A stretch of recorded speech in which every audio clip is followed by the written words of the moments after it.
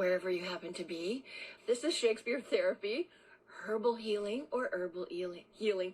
See what happens when you do it the American way? Herbal Healing is what ends up happening. Okay, I can see Hannah Sylvester, the district herbalist, who will be joining us.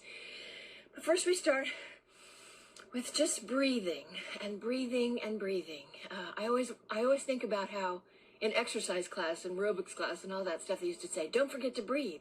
I think, how can you forget to breathe? Because we would be dead if we weren't breathing. But it turns out you can forget to breathe, and we do everything so unconsciously. And this is just a little minute on a Sunday morning to help you think about things a little bit more consciously. We call it the Brain Body Boost from the Bard.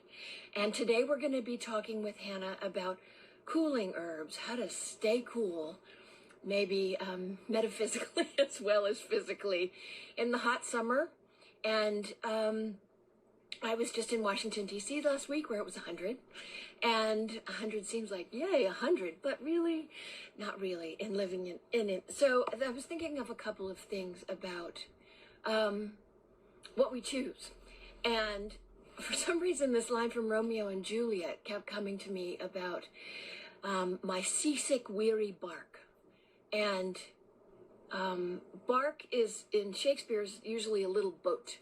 But because everything in Shakespeare is layered and there's so much to it, I always say that if you did nothing else, if you studied nothing else, if you didn't go to school, if you just studied Shakespeare, you get everything. It's a crib sheet for everything. And it's fun. It can be fun. For those of people who are intimidated by it, we're going to just take away the intimidation. We're just talking about herbs along the way. And my seasick, weary bark, yes, the little boat. And the difference between willing stuff. I was looking at something I was reading this morning about, you know, how we willfully choose.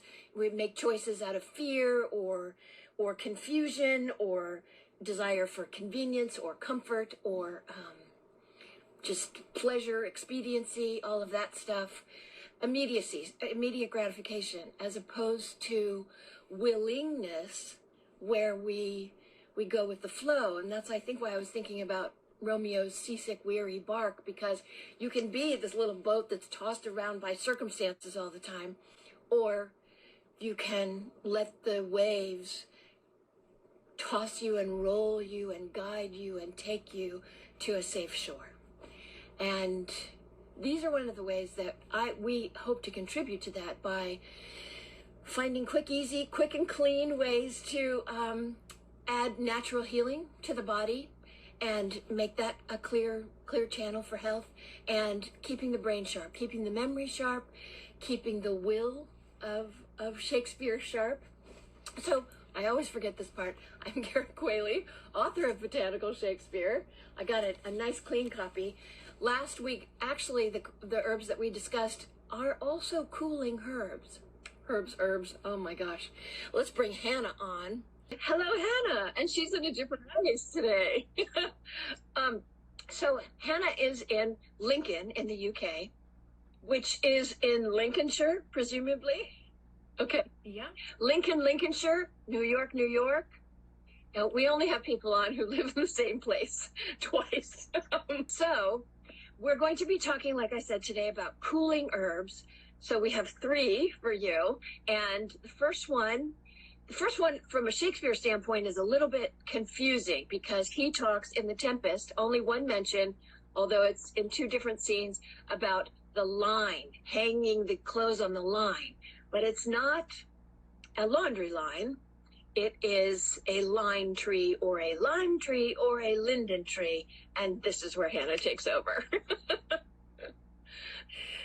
Yeah, so the lime tree, it's a really interesting one because a lot of people think it's the fruit lime, but it's actually the just the normal linden lime tree. So in Latin, it's Tilia, which is a gorgeous name.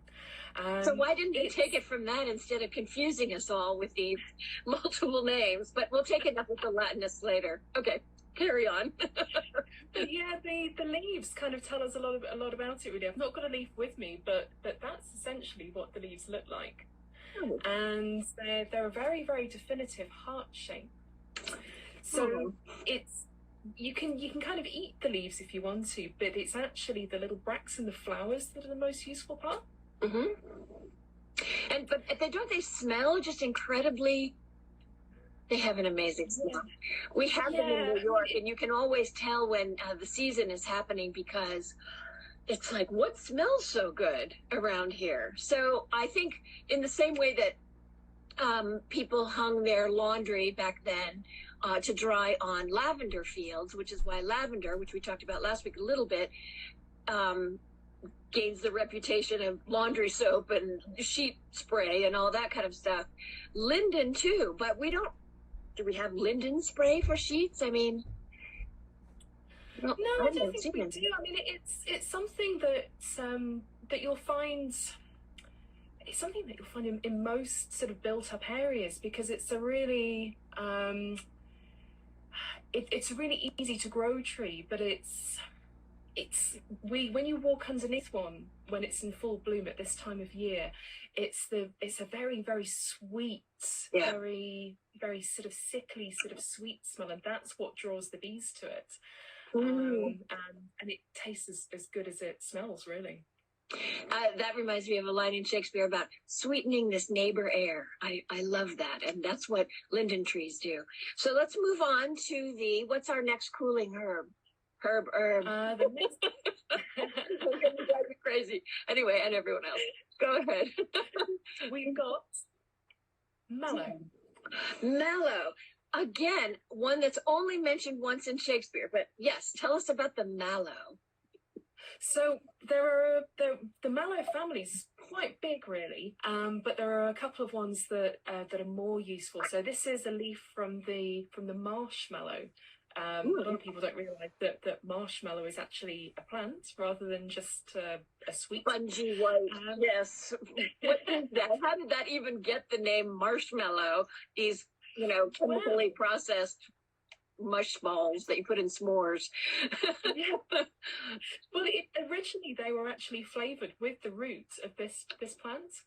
And when you look at marshmallow root, it's actually it's a very sort of creamy white colour, and it has a little bit of that sort of nutty sort of taste you get. But marshmallow and also the other mallows, like there's common mallow here in the UK and hollyhocks, all of them have a really nice cooling action, and they have quite a softening action as well and healing on the digestion and the urinary system and emotionally as well. So we should take them in a tea, or how does that work in a tea? Yeah, so I mean the leaf you can use in a tea, you can put the flowers in a tea or eat the flowers actually. And if you grow a marshmallow or a common mallow in your own gardens or growing space, then you can dig up a little bit of the roots as well. This is a thing where I have friends who do a lot of foraging, and it's so exciting and interesting, but I always worry about what people have put on there. Is there pesticides or is there anything like that? And the one thing that you have, if you grow it in your own garden, is where it came from and what's on it. So if you do forage, obviously wash. Here's our mallow, Sumier's mallow, and it's really amazing close up. I don't know, but she's got all the tiny little hairs on the stems and everything. And the quote is also from The Tempest. And maybe you can speak to this a little bit, Hannah, but Antonio says he'll sow it with nettle seed. Now, nettle is something that stings if you grow, and it's we'll talk about that in another segment, but all kinds of great healing properties, but if you run into it in the wild, it's going to hurt. And so Sebastian answers, or docks or mallows. Now, docks, I learned the hard way from getting a stinging nettle situation. If you crush up docks, which live quite nearby where nettles grow, and rub it on there, it calms it down, it cools it down, it takes away the pain.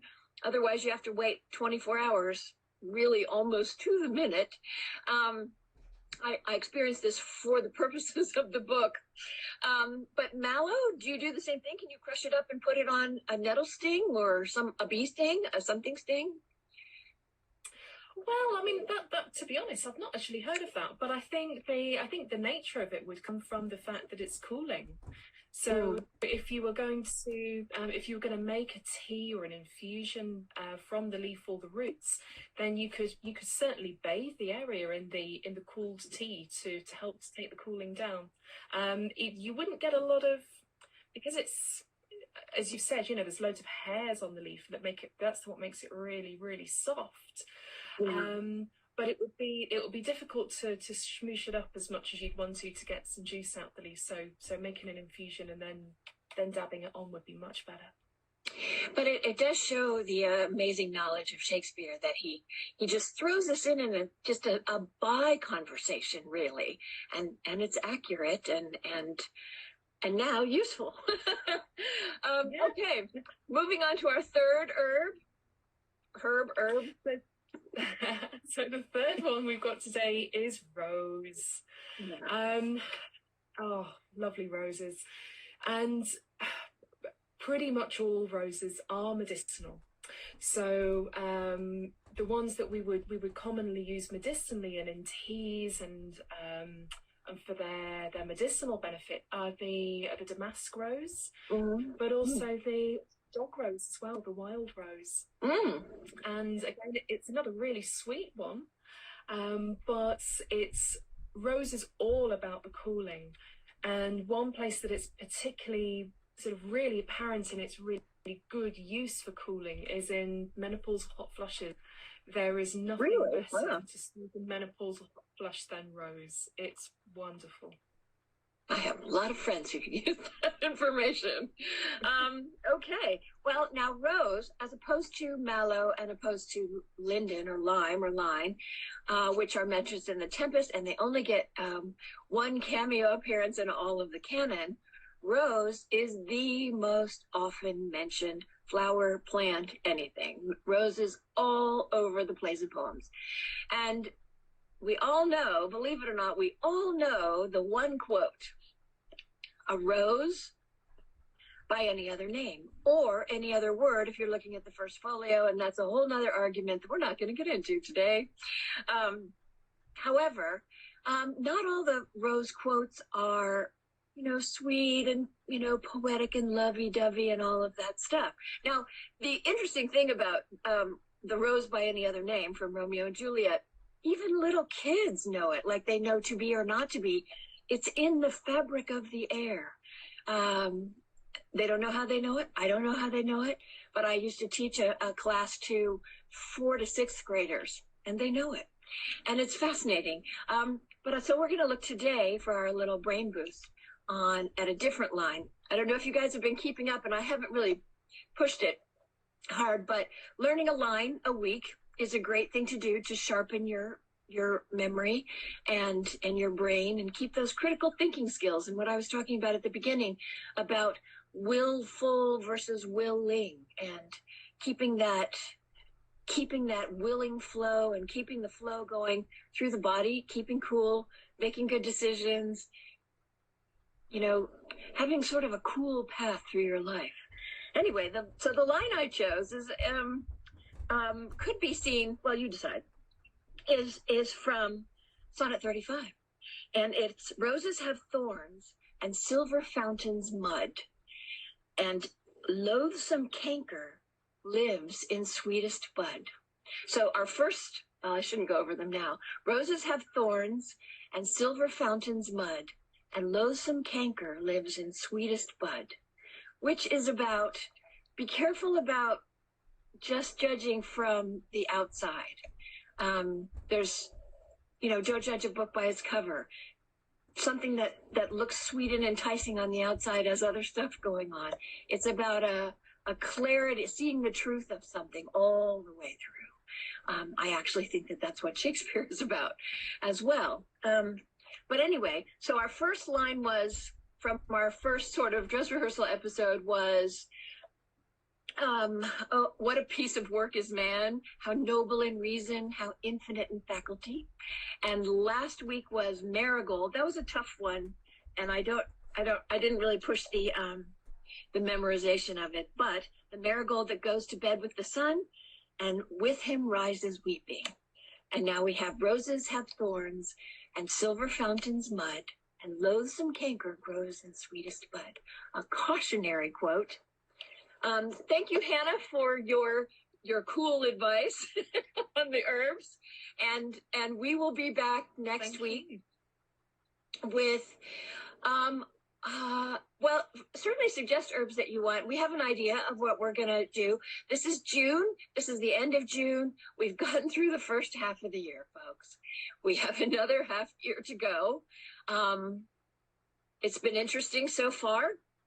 That's why we started this, so that you could have a little anchor. I think wisdom, Shakespeare's wisdom anchors you, and knowing about your natural world and how to keep your body healthy and cool and clean anchors you.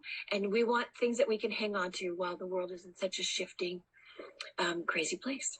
So thanks for tuning in, and come on next week at 11:15 or 4:15 or whatever time zone you happen to be in. Thank you.